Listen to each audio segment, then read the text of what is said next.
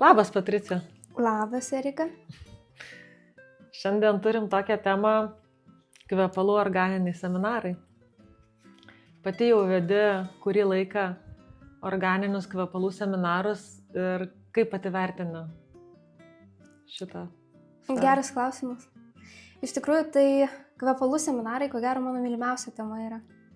Visada, nesvarbu, ar seminarą vedu, ar klientai kokie šiaip ateina apie aliejus pasiklausti, tai apie juos galiu šnekėti valandas iš tikrųjų. Tai be galo esu laiminga ir patenkinta, kad šita veikla atėjo į mano gyvenimą, nes aš manau, kad per kiekvieną seminarą savotiškų būdų kažkaip pavyksta susijungti su žmonėmis. Būtent per tą kvapų visą prizmę ir, kaip pasakyti, visus tos kvapų atspalvius, nežinau, jeigu taip galima išsireikšti, nes tikrai pastebėjau, kad skirtingi kvapai labai skirtingai rezonuoja su žmonėm. Vieniem vieni labiau patinka, kitiem kiti, bet visuomet, kaip pasakyti, yra apie ką pasikalbėti ir visada atsiranda tokių negirdėtų naujų klausimų, kur kartais net pati susimastau, aha, o kaip čia taip? Taip, iš tiesų apie kvepalų seminarus, apie kvapų terapiją, kvapų poveikį žmogui galima kalbėti dienų dienas. Ir aš pati sulaukiu daug klausimų iš žmonių, nes kartais turiu ir po 5 seminarus per dieną. Ar jums neatsibosta pasakoti tą patį per tą patį? Bet iš tiesų niekada nežinai, koks seminaras bus, kokie klausimai. Ir kiekvienam seminarui yra savo auditorija arba kiekviena auditorija diktuoja savo tematiką tam kvepalų seminarui. Atrodo, lyg pradedi pasakot vienodai, pirmi 3 sakiniai, Taip. O po to prasideda, o kodėl tas, o kodėl anas, o kaip šitas kvapas, o jeigu aš taip jaučiuosi, jeigu aš kitaip, tai galima nuvingiuoti, nueiti visai kitas tematikas. Tai... Mes neseniai su tavim kalbėjomės apie tai, kad nėra buvę nei vieno tokio pat identiško seminaro. Visada yra kažkas skirtingai. Nors ir atrodo struktūra ta pati, aha, pristatom, kaip pasakyti, viršutinės, vidurinės, apatinės natas. Bet sakau, žmonių komentarai tokie įdomus būna ir tos įžvalgos. Nes kaip kvapas paliečia skirtingai kiekvieną žmogų. Taip. Ir pas žmonės yra įvairių emocijų. Ar yra buvę pas tave seminare, kad žmonės pradeda verkti? Tas geras klausimas. Jo, tarp kitko yra buvę, kad kažkokį aliejų daviau pauostyti ir matau, kad žmogus, jo akis apsiašaroja, bet neturėjau drąsos paklausti, ar čia yra geri prisiminimai ar blogi, nes kvapas būtent, kaip pasakyti, padirgina tą prisiminimą kažkokį ir kartais tai gali būti gera emocija, laimės ašaros, o kartais šiek tiek liūdesio, tai nežinau, bet jo. Mano manimu, jeigu jau žmogus verkia, tai jis išleidžia kažkokią emociją. Jam tokia kaip sielos apsivalymas, nes kvapai labai mums padeda nusiraminti, susibalansuoti, paleisti kas negero, lygiai tą pačiai kaip ir meditacijai. Įkvėpkime kas gero iš visatos ir paleiskime, ko mums nereikia, ar įpročių, ar savybių, ar pykčio, ar neigiamų minčių. Tai lygiai taip pat ir su kvapais. Visą tai iš gamtos, nes mes dirbame tik su organiniais kvapais ir labai labai subalansuoja žmonių dvasinę pusiausvyrą. Kažką sakyti norėjau. Šiaip aš dažnai gal sulaukiu tokio klausimo per seminarus. Sako, Patricija, o kokie kvapai, kaip kas tarpusavį tinka, kaip čia ką derinti reikėtų? Aš manau, kad kada mes kuriame kvapus, visuomet prašau žmonių paleisti protą ir negalvoti, kas su ko dera, ką su ko derinti, ar tas tiks ar netiks, o iš tikrųjų paleisti savo mintis, paleisti protą ir pasikliauti tik savo vidinę intuiciją, savo tikruoju aš ir kurti palei tai, kaip tau atrodo. Ir iš tiesų toks kvapas išeina pats geriausias, nes tik jeigu mes įjungiame protą ir pradedam skaičiuoti, tai tas kvapas, gerai, gal jis ir gali išeiti geras, bet ar jis bus jūsų kvapas, ar jis atspindės to žmogaus vidinį, asmeninį pasaulį, tai jau toks diskutuotinas, ginčytinas dalykas. Šitas geras pastebėjimas. Aš tai pasakau kartais, kad iš tikrųjų, jeigu jau taip žiūrėti, visi kvapai viskas su viskuo tinka.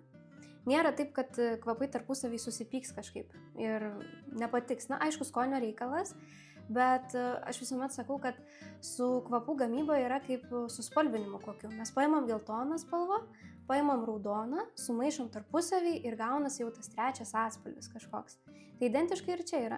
Bet jo, reikia atsižvelgti į tai, kad žmogus paleistų tą protą ir tiesiog iš pajautos. Taip, nes mes gyvename tiek daug dabar, ypatingai dabartiniu laikotarpiu, tiek daug yra nežinomybės, nesaugumo, tai būtent mums reikia tą visą įtampą, sakykime, išleisti per nusiraminimą, per kvapą. Tai nuostabi sesija, nuostabios dirbtuvės ir man dar patinka labai stebėti, kada ateina skeptiškai nusiteikę žmonės arba vyrai, kada ateina. Na ir jie žiūri čia į tą buteliuką arba jau žvilgsnio matosi, tai ką jau čia man apie tas mėtas papasakosit. Mėtas ir mėtas. Ir po to, kai pradedi pasakoti visą kvapų istoriją, kodėl atsirado, kaip istorinėse knygose minima, kaip karaliai, karalienės naudoti ir kitko. Neseniai dabar mačiau filmą apie Sisi, Austrijos imperatorienę, ir tada pradėjau gilintis, kaip jinai naudojo, kokius kremus, kaip rožių gėlių vandenį naudojo, kokius kvepalus naudojo. Tai vėlgi, kiekvienam kvapui yra sava istorija. Tai kalbant apie kvapus, mes visą laiką paliečiame istorinės tokias įžvalgas, iš kur kilę, kaip Egipte naudodavo, kodėl mirų ir bosvelijų aliejai dera kartu. Tai būna ne tik, kad kvepalų sesijas, kad pauostame kvapą, čia citrinžolė balansuoja, čia mėta tonizuoja ir taip toliau, bet jos kur kas yra gilesnės ir turi tokių, sakykime, edukacinių gairių. O kaip pačios kvapas, kuris pačiai labiausiai patinka? Koks aliejus įsimintiniausias ar labiausiai patinkantis? Turiu keletą. Iš tikrųjų pastebėjau, kad pas mane keičiasi. Nežinau, ar sezoniškai, ar pagal nuotaiką, gal kažkokią vidinę būseną. Šiaip galimas variantas, ko gero, bet vis tiek numeris 1 man išlieka bosvelija. Be jos aš nežinau, neįsivaizduoju tiesiog savo gyvenimu, jeigu jau taip pasakyti. Nes sakau, kažkada seniai, kai atėjau į pirmą seminarą pas tave pasiklausyti ir pamačiau tą bosvelijos aliejų ir kai išgirdau, kad tai yra kūrėjų aliejus, mane labai suintrigavo, galvoju, kas čia tokio, kaip jis gali veikti apskritai. Aš manau, kad ne man vienai, bet daugumai žmonių yra galbūt nesuvokiama, kaip aliejus gali emociškai veikti žmogų ir, nežinau, įstatyti į tam tikrą būseną, kažkokią pozityvesnę būseną. Ir bosvelija vienas iš jų. Ir tada pauošiu ir galvoju, pasakiškas kvapas, visiškai sakralinis, gal ne visiems, bet, tokia, nežinau. Istoriškai sakralinis. Istoriškai, tai taip. Biblijoje labai daug minimas. O koks tavo mylimiausias? Aš manyčiau, kad aš turiu aliejų junginį, mišinį mylimiausią. Labai daug mėgstu aliejų. Bet šiai dienai kažkada gaminau kvepalus pati asmeniškai savo ir buvau pamiršusi jos 2 metus buteliuke.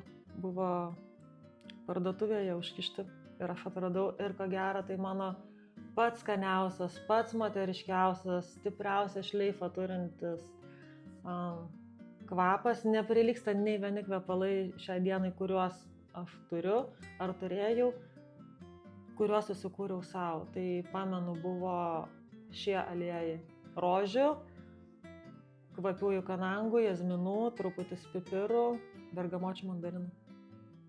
Fantastinis kvapas, fantastinis. Aš dabar, kaip atsimenu, tai... Nes dar pasikonservavo? 2 metai, 2 metai atrodo. 2 metai. Nuostabus.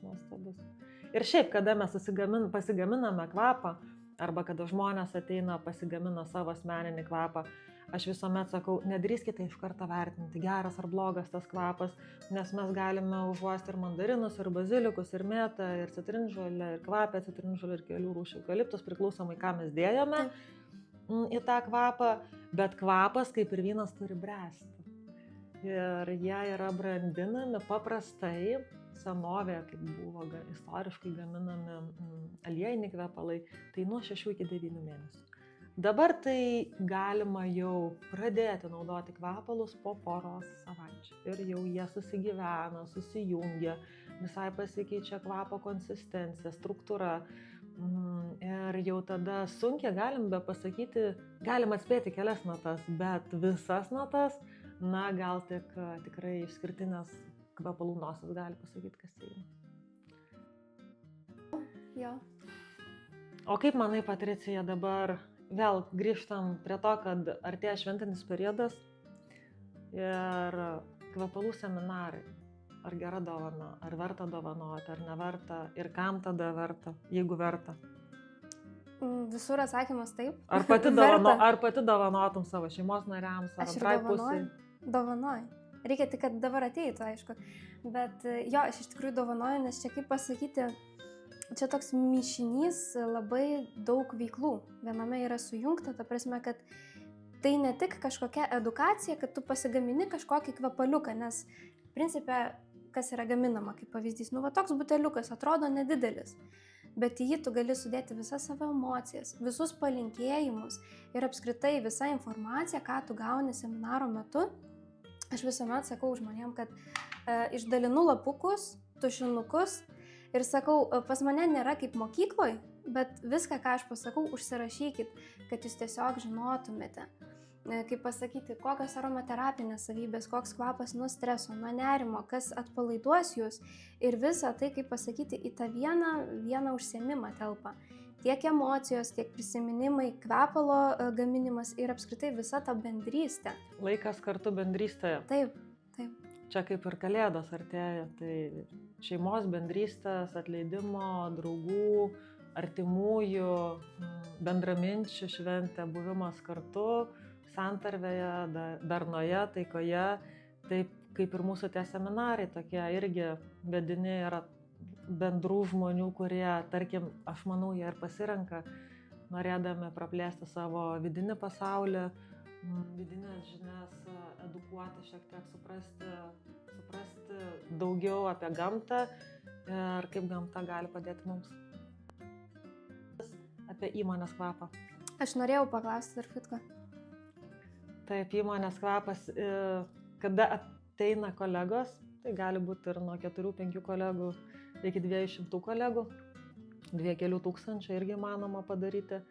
Ir tik visai kitokią strategiją mes tada taikome, kuriant kvapą, suskirstame žmonės pagal klausimyną, parašo klausimyną tokį psichologinį, kaip žmonės jaučiasi darbe, ar jie patenkinti, ar jų savivertė gera, ar jie motyvuoti, ar darbas jų neerzina, ar jie jaučia augimą, tobulėjimą ir taip toliau, ir taip toliau.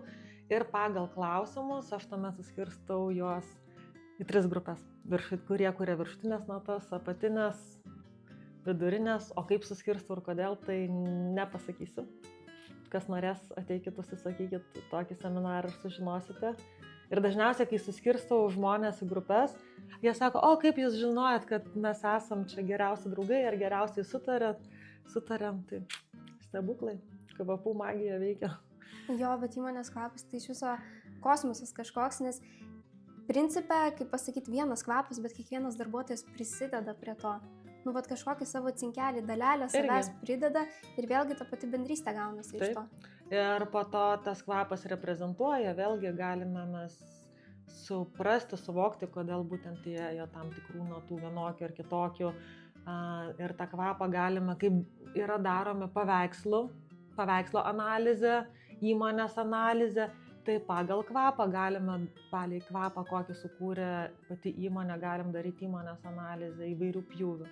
Labai įdomu būna išgirsti patiems vadovams arba įmonių savininkams, kodėl būtent toks kvapas yra sukurtas. Ir tai gali reprezentuoti pačią įmonę, gali būti puikia verslo dovana ateičiai, pristatant savo įmonę, ją reprezentuojant. Aš manau, kad čia, kaip pasakyti, toks nestandartinis ir ganėtinai novatoriškas dalykas. Novatoriškas, naujas, aš irgi taip sakyčiau. Gera dovana. Įžvalgų tokių galim savo daug per tą kvapą asmeninių gauti. Ir jeigu norisi kažko įdomesnio tematiką, galima pasirinkti. Meilės kvapas, vestuvių kvapas, nežinau, deimantų kvapas tas pats. Moteriškumo Bet ko? kvapas, vyro kvapas ir viskį degustacija. You name it. Taip, taip.